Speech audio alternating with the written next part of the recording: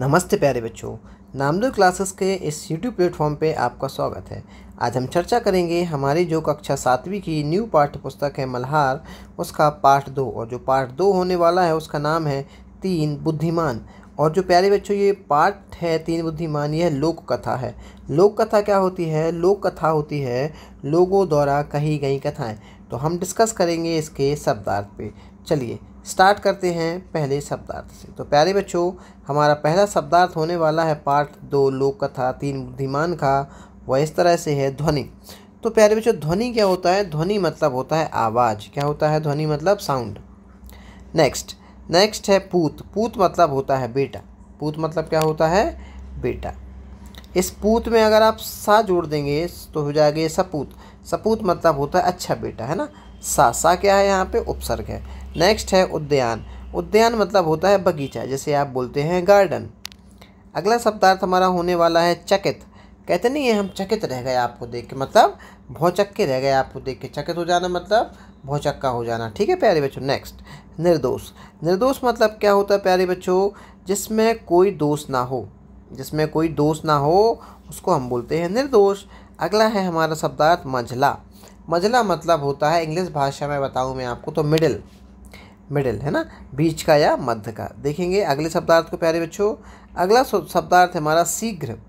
शीघ्र मतलब होता है प्यारे बच्चों तुरंत। शीघ्र मतलब क्या होता है? तुरंत। अगला परिवेश। परि मतलब होता है चारों ओर। देखो भाई जी, जब भी आपको आ जाए परि, तो परि मतलब होता है चारों ओर। परि मतलब क्या था? और वेश मतलब होता है वातावरण, मतलब चारों ओर के वातावरण। झटपट। झटपट मतलब होता है जल्दी। कहते नहीं है झटपट ये जल्दी काम कर लो, है ना। अगला रेवड़ो। ये वेरी इंपॉर्टेंट है। रेवड़ो मतलब होता है भेड़ बकरियों का झुंड। जो आप कभी जब भी सफ़र में कहीं आप जब ट्रैवलिंग करते हैं, कहीं जाते हैं अपनी कार से, तो आप भेड़ बकरियों का झुंड देखते होंगे, तो वो उन्हें बोलते हैं रेवड़ो। क्या बोलते हैं? रेवड़ो। अगला चिंतित। चिंतित मतलब होता है परेशान। अपन कहते नहीं है चिंतित मत हो, मतलब परेशान मत हो। अगला शंका।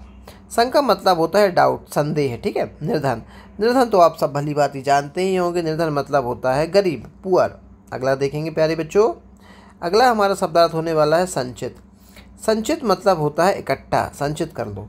जैसे अपन बोलते नहीं है वर्षा जल को संचित कर लो, मतलब वर्षा जल को इकट्ठा कर लो। चलो अगला हमारा शब्दार्थ होने वाला है 19 नहीं रहोगे, मतलब किसी से कम नहीं रहोगे, तुम भी बराबर रहोगे। 19 नहीं रहोगे मतलब क्या होता है प्यारे बच्चों? किसी से कम नहीं रहोगे। चलो ये तो हो गए प्यारे बच्चों हमारे शब्दार्थ, है ना। बहुत ही सिंपल शब्दार्थ थे। आई होप आपको समझ में आए होंगे। अब हम डिस्कस करते हैं आगे यहाँ पे। तो प्यारे बच्चों प्रश्न उत्तर, जो 3 बुद्धिमान जो हमारा चैप्टर है उसके जो हमारे यहाँ पे प्रश्न उत्तर होने वाले हैं, क्वेश्चन एंड आंसर होने वाले हैं, उन पर हम यहाँ बहुत अच्छे से डिस्कस करेंगे। चलिए तो प्यारे बच्चों शुरू करते हैं। हमारा पहला क्वेश्चन होने वाला है, तीनों भाइयों ने, जो 3 भाई थे, बड़ा, मझला और छोटा, ने बिना ऊँट को देखे उसके विषय में कैसे बता दिया था। आपने ये लोक कथा जब आप पढ़ रहे होंगे तो जो 3 भाई थे कहीं जा रहे थे वो है ना, और जब उन्होंने ऊँट को देखा तो उसके विषय में कैसे बता दिया था, है ना, बिना देखे कैसे बता दिया था। तो उन्होंने अपनी जो उनकी पैनी दृष्टि और उनकी अवलोकन क्षमता से उन्होंने ये बता दिया था। तो उन्होंने क्या पैनी दृष्टि लगाई होगी? तो उन्होंने सबसे पहले उसमें देखा, उन्होंने धूल पर ऊँट के पैरों के निशान। जो वहाँ पे धूल थी ना, तो उस धूल पर ऊँट के जो पैरों के निशान थे ना, उसको देखकर बताया कि यहाँ से कोई ऊँट गुजरा है। और दूसरा बताया रास्ते के एक और चरी घास, मतलब चरी मतलब रास्ते के, जैसे सपोज़ ये मैंने रास्ता बनाया है और ये इस साइड भी घास लगी थी, इस साइड भी घास, मैं इसको आप हरे से दिखा रहा हूँ घास को। इस साइड भी घास लगी थी, इस साइड भी घास लगी थी, ये घास लगी थी, लेकिन जो ऊँट था ना उसने एक साइड, मतलब इस साइड की पूरी घास खा ली थी। और तीसरा जूतों के निशानों से, है ना, जो महिला और बच्चे जो जूते पहने थे ना, उनके निशानों से ऊँट को देख के, बिना ऊँट को देखे उन्होंने उसके विषय में बता दिया था। तो प्यारे बच्चों, अगर ये सब उन्होंने बता दिया तो ये उन्होंने कैसे बताया होगा? परिवेश का उन्हें बहुत अच्छे से ज्ञान था, उनकी सूक्ष्म दृष्टि थी, उनकी पैनी दृष्टि थी, और बहुत अच्छे से वो अवलोकन करते थे मतलब चीज़ों को परखते थे, चीज़ों को समझते थे। तो उन्होंने बिना ऊँट को देखे उसके विषय में बता दिया। आई होप आपको समझ में आ गया होगा। चलिए स्टार्ट करते हैं अगले प्रश्न पर प्यारे बच्चों।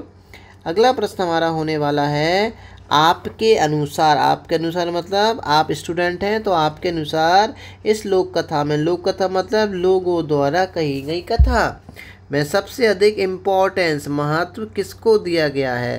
तार्किक सोच को, अवलोकन को या सत्यवादिता को? लोक कथा के आधार पर आपको समझाना है। तो आप जब इस लोक कथा को पढ़ रहे होंगे तो आपने क्या क्या देखा होगा?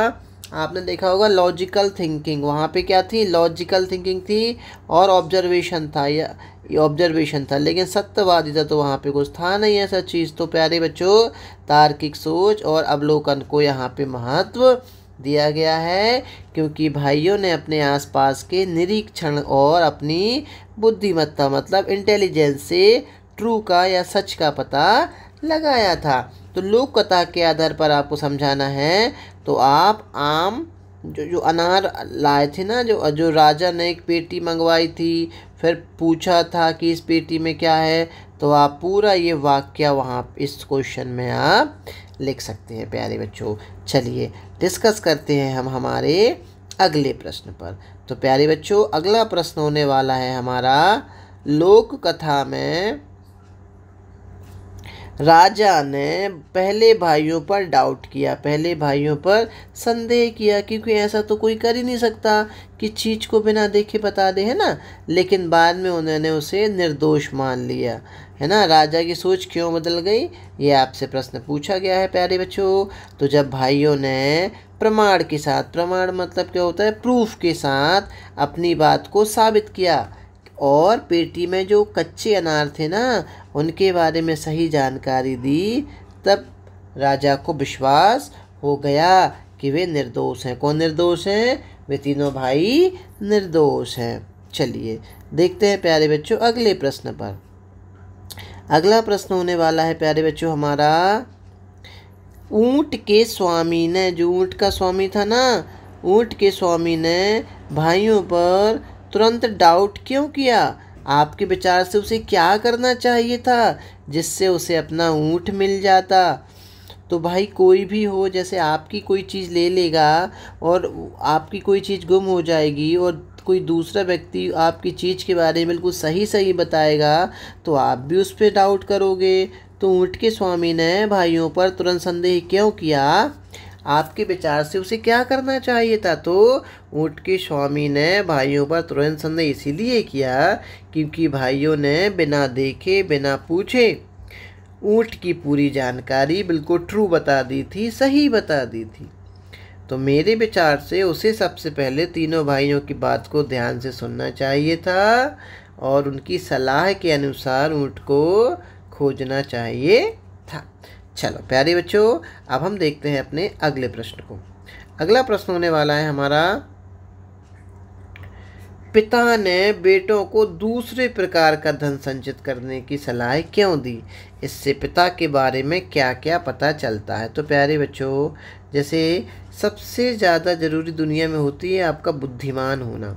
अगर कहते नहीं है कि नसीब का कोई नहीं छीन सकता, है ना, नसीब का कोई नहीं छीन सकता। अगर आपके पास बुद्धि है तो आपके पास सब है। तो देखते हैं, पिता ने बेटों को दूसरे प्रकार का धन संचित करने की सलाह इसीलिए दी क्योंकि उन्हें पता था कि भौतिक संपत्ति मतलब क्या होता है, जो आज हम देखते हैं, हम ये हमारी जो मटेरियलिस्टिक चीज़ें होती हैं ना, तो मटेरियलिस्टिक चीज़ें होती हैं वो जल्दी ख़त्म हो जाती है, या संपत्ति जो मटेरियलिस्टिक संपत्ति होती है वो जल्दी ख़त्म हो जाती है, लेकिन ज्ञान, बुद्धि, विवेक हमेशा काम आता है।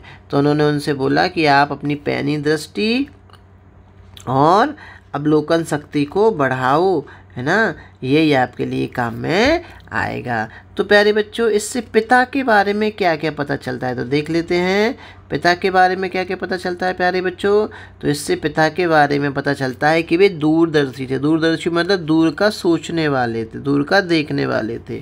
दूसरा, उनकी सोच कैसी थी? व्यवहारिक थी, प्रैक्टिकल सोच थी। और वह कैसे थे? वह ईमानदारी मतलब ईमानदार थे। चलो, तो इन गुणों का पता चलता है। अगला प्रश्न होने वाला है प्यारे बच्चों हमारा कि राजा ने भाइयों के परीक्षा लेने के लिए पेटी का उपयोग किया। इस परीक्षा से राजा के व्यक्तित्व मतलब पर्सनालिटी और डिसीजन स्किल के बारे में क्या क्या यहाँ पे निष्कर्ष निकाला जा सकता है। तो देखो, राजा ने भाइयों की परीक्षा लेने के लिए पेटी का उपयोग किया। इस परीक्षा से राजा के व्यक्तित्व और निर्णय शैली के बारे में निम्न निष्कर्ष निकाला जा सकता है। कौन कौन से निष्कर्ष प्यारे बच्चों? देखो कि राजा कैसा था? राजा समझदार था, राजा बुद्धिमान था, राजा निष्पक्ष था। निष्पक्ष मतलब दोनों पक्षों की बात सुनने वाले को निष्पक्ष बोलते हैं, और सही निर्णय करता था। तो ये निष्कर्ष निकाले जा सकते हैं। और तार्किक सोच, राजा की सोच कैसी थी? तार्किक थी। चलो, अगला प्रश्न प्यारे बच्चों, आप इस लोक कथा से भाइयों के किस विशेषता को अपनाना चाहेंगे और क्यों? जैसे आप एक स्टूडेंट हैं, है ना, और स्टूडेंट होने के नाते आप जो आपने ये लोक कथा पढ़ी है, इनमें आप भाइयों की कौन सी जो उनकी क्वालिटी उसको एडॉप्ट करना चाहेंगे? तो प्यारे बच्चों, यहाँ पे मैं मतलब आप जो लिखने वाला है, जैसे आप लिख रहे हो ना इस क्वेश्चन को, तो मैं इस लोक कथा से भाइयों की निम्न विशेषताएं अपनाना चाहूँगा। पहला, गहरी अवलोकन शक्ति मतलब इंटेंसिव ऑब्जर्वेशन स्किल। दूसरा, तार्किक सोच। तार्किक सोच मतलब क्या होता है? Logical thinking. और थर्ड है हमारा पैनी दृष्टि। अगर आप इस क्वेश्चन में 4 और 5 आराम से आप 4 और 5 कुछ भी लिख सकते हो जो आप अपनाना चाहो उनके भाइयों मतलब भाइयों की विशेषताओं को। तो ये मैं आपको होमवर्क देता हूँ, तो आप 4 और 5 यहाँ पे कमेंट्स बॉक्स में लिखेंगे कि सर मैं ये चीज़ें और अपनाना चाहूँगा। अगर आपको वीडियो अच्छा लगता है तो वीडियो को आप लाइक करें। धन्यवाद।